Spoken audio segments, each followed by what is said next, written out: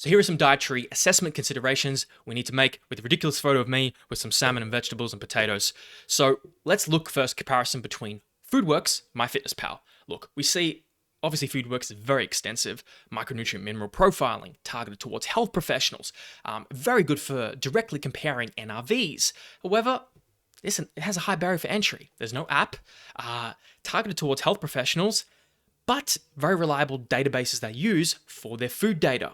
MyFitnessPal skews on the opposite, focuses on energy intake, body composition changes, and goal setting, targeted towards general health fitness enthusiasts. Allows people the flexibility to set their own macro and micro targets, however, very limited data set from a micronutrient perspective, so the individual's left with kind of a lack of understanding around nutrient deficiencies and NRVs. But very low barrier for entry, really easy to use, intelligent UI UX of the app, but reliability of the databases isn't as high because it's crowdsourced. Next, areas of improvement. Well, they're going to be overwhelmed. A lot of people, average person, could be overwhelmed by all this data from FOODWORKS. So what we could do potentially is a consumer available free app like MyFitnessPal that is like a MyFitnessPal for FOODWORKS that acts as a gateway for education and awareness of nutrient quality. Then we could target health enthusiasts who care about optimization, who care about bettering health from a more than a macronutrient or energy intake perspective. And then from there, we can really start making some bigger impacts on people's health. Now, 3 dietary recommendations for myself. Guys, please don't panic. I know 6,000% RDI is off the chain. 54 milligrams is ridiculous. You would think, how am I even doing this video right now? And even being able to see the camera and not in a milieu of vitamin A toxicity. Well, the recommendation and what I do is fortnightly rotation of these vitamin A rich foods. So I would practically do, which I do, remove liver, sweet potato, remove that, replace it with white potato, mitigate kind of these chronic risks of toxicity like vision problems, headaches, hair loss.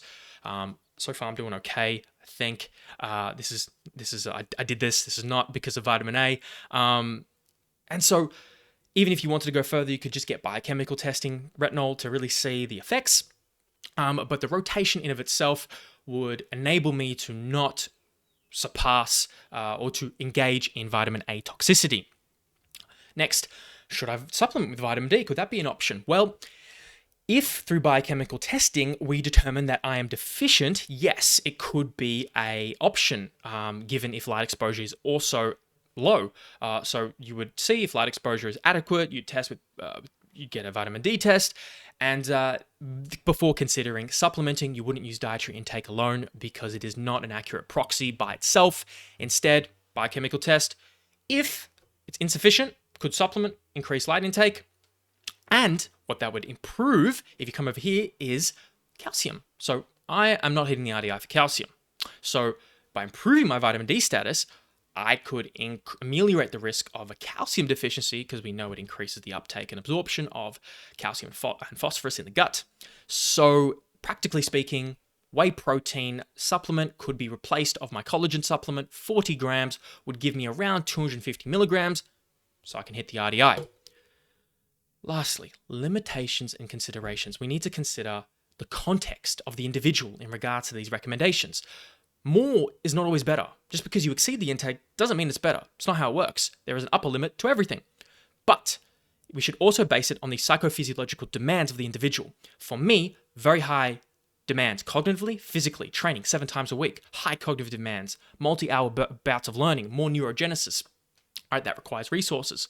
And then a value system. There's an emphasis that some individuals have on optimization versus efficiency. So if you want to optimize, there is an argument.